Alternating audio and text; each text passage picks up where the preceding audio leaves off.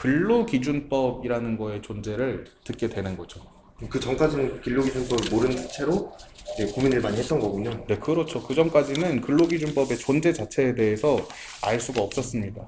이때 근로기준법이라는 것을 알게 된 전태일은 암흑 속에서 어떤 한 줄기 빛이 비치는 듯한 그런 기분을 느꼈다고 합니다.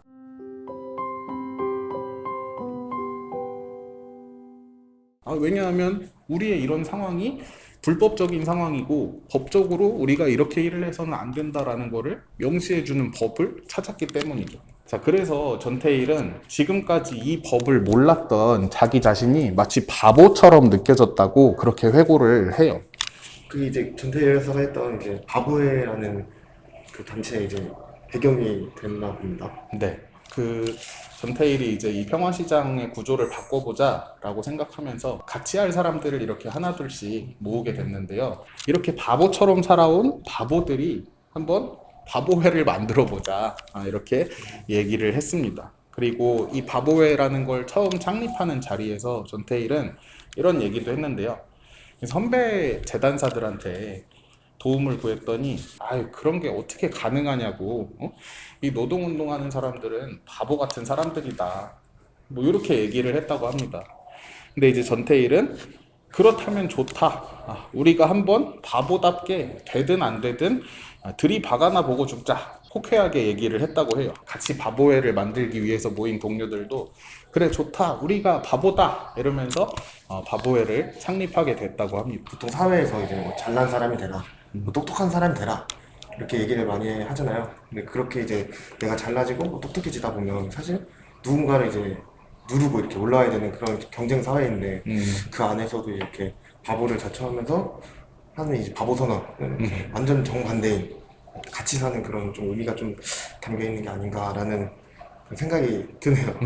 이 전태일 열사에 대해서 학생들과 함께 전태일의 삶에 대해서 우리가 돌이켜 볼 수도 있지만, 이 전태일이 살아가면서 던졌던 메시지들, 이 메시지를 우리가 한번 생각해 보는 것도 좋은 의미가 있을 것 같습니다. 그 이후에 이제 전태일 열사의 행보는 이제 어떻게 되나요? 좋게만 흘러가진 못했습니다. 전태일은 시다들이 힘들게 일을 하기 때문에 그걸 도와주기도 했거든요. 공장 사장이 그걸 굉장히 안 좋게 본 거죠. 너 때문에 시다들 버릇이 안 좋아지잖아. 근데도 이제 전태일은 아니 그냥 인간적으로 청소 도와주겠다는데 뭐가 문제지? 하면서 계속 도와줬어요. 그러니까 이제 사장이 전태일을 해고시킵니다.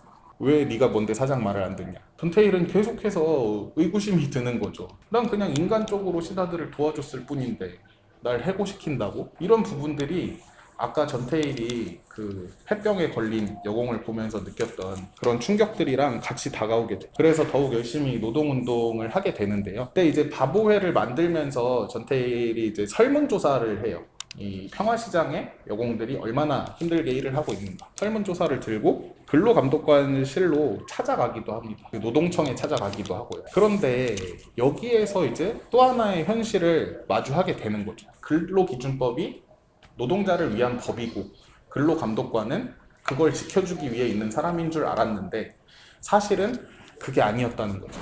근로감독관에게 찾아가니까 설문조사 결과지를 보고 오히려 굉장히 귀찮아하고 짜증을 내고, 그리고 아무것도 바꾸기 위해서 노력하지 않는 그런 모습을 보게 되는 겁니다. 결국 근로기준법은 노동자를 위한 법이라고 말이 돼 있지만 아주 형식적인 거였고 근로감독관 들도 평화시장의 상황을 알고 있었을 것 같은데 알면서도 아마 이게 눈 감아준 게 아닌가 라는 그런 생각이 좀 듭니다. 전태일 열사 입장에서는 정말 힘도 빠지고 아마 포기하고 싶진 않았을까요? 그렇죠. 그럴 수도 있었을 것 같아요. 실제로 전태일이 조사한 실태조사, 설문조사랑 근로감독관에게 사장들이 제출하는 서류랑 내용이 굉장히 달랐다고 해요. 그거를 정말 그 사람이 몰랐을까? 이런 현실을 보면서 전태일이 이제 힘이 빠졌을 수도 있는데, 당시 전태일이 남긴 일기를 보게 되면 그 생각의 일부분이 드러나게 됩니다. 전태일이 해고당하고 난 이후에 공사장이나 출근길에서 여러 사람을 만나게 되는데, 그 사람들을 보면서 전태일은 우리가 서로서로의 전체의 일부다 라고 얘기를 합니다.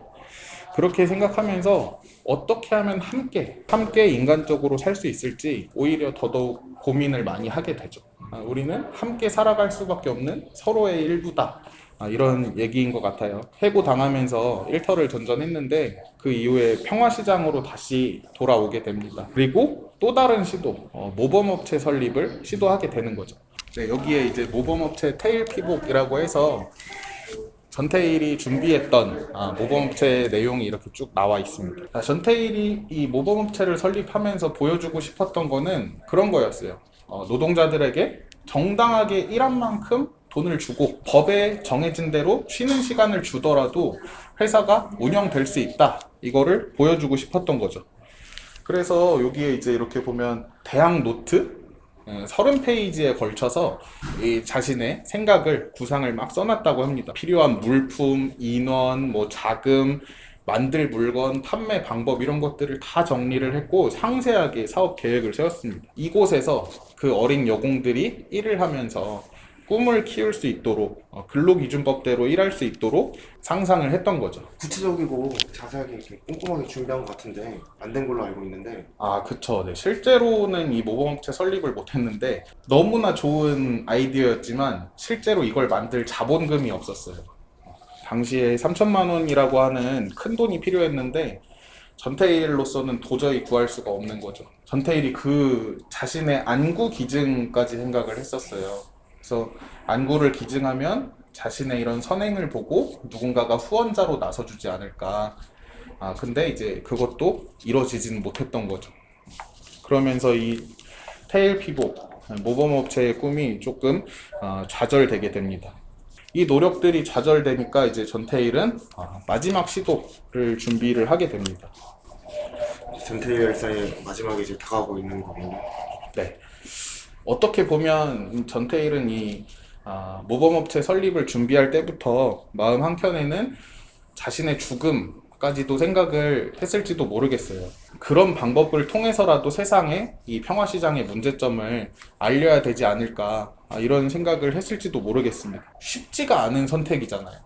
굉장히 계속해서 고민을 했고 이 모범업체 설립이 좌절된 이후에는 삼각산에 올라가서 가족들과도 따로 살면서 스스로만의 시간을 가지기도 했다고 합니다. 그럼 이제 산에서 내려와 다시 평화시장으로 왔는데 그때부터 이제 전태일 열사의 마지막인 1970년 11월 13일에까지 이제 어떤 행보를 했는지. 전태일이 산에서 내려오니까 다보의 사람들이 다시 뭉치게 됐어요. 그리고 이제 다른 젊은 재단사들이 함께 하게 됐는데 그러면서 삼동 친목회를 만들게 됩니다. 이 사람들이랑 같이 활동을 하던 중에 전태일에게 어떤 기회가 왔는데요. 기자들을 만나는 일이 있었어요. 그래서 그 기자들을 통해서 평화시장의 실상을 좀 알리고자 했던 거죠. 실제로 기사가 났습니다. 평화시장의 상황이 이렇다라는 기사가 났고 그때 이제 그래서 평화시장의 작업장 곳곳에서는 이제 수근수근 되는 거죠. 야, 우리 소식이 알려졌대. 요런 얘기들이 좀 돌았습니다. 아까는 모른 채 했던 금로 감독관 혹은 뭐 노동청 관계자 이런 사람들이 평화시장에 눈을 돌리고 좀 나설 수밖에 없는 그런 상황이 된 것이죠. 당시에는 박정희 대통령이었는데요. 대선을 앞두고 있었던 것도 어느 정도 영향을 미치지 않았나 이렇게 생각이 됩니다. 그러니까 시장과 노동관계관들 그리고 이제 노동자들 간의 이제 협상의 물꼬가 트이는 것 같은데 이 협상이 정말 제대로 된 협상이었는지 아니면 형식적인 협상이었는지 좀. 사장이나 노동청 관계자들이 진심으로 나서진 않았던 것 같아요. 이 평화시장의 이 문제 해결을 미루기만 한 거죠. 결국은 이 협상이 잘 안 이루어지니까 삼동 친목회 회원들은 행동으로 보여주기로 합니다. 이 과정에서도 노동청 관계자들은 요구를 들어주겠다고 했다가 미뤘다가 뭐 며칠까지 들어주겠다 근데 그날까지 또 안 되고 이런 과정이 계속 반복됐어요. 그리고 이제 국정감사가 지나가니까 아예 그냥 모르는 척을 하는 거죠. 11월 7일까지는 요구 조건을 들어주겠다고 했지만 바뀐 게 없었고 11월 13일이 다가오게 되는 거죠. 삼동 친목회 회원들은 13일이 되니까 평화시장 앞에서 요구 조건을 외치고 근로기준법 화형식을 하자, 근로기준법 책을 태워버리자 이렇게 얘기를 하게 됩니다. 그때 이미 전태일 열사는 마음의 결단을 이제 내렸을 수도 있겠네요. 전태일 열사가 이제 산에서 내려왔을 당시에 이제 이런 수기를 쓴 게 있다고 해요. 나는 돌아가야 한다, 꼭 돌아가야 한다. 그리고 불쌍한 내 형제 곁으로, 내 마음의 고향으로, 내 이상의 전부인 평화시장의 어린 동심 곁으로, 그리고 너희들의 빛을 떠나지 않기 위하여 나약한 나를 다 바치마 라고 썼는데, 이때부터 좀 이제 마음의 결심을 하지 않았나. 네, 그래서 전태일 열사가 그렇게 마지막을 준비하게 된 날이 됐는데요. 이제 그 실제 전태일 열사가 분신을 한 마지막 장소로 가서 한번 얘기를 이어나가 보겠습니다.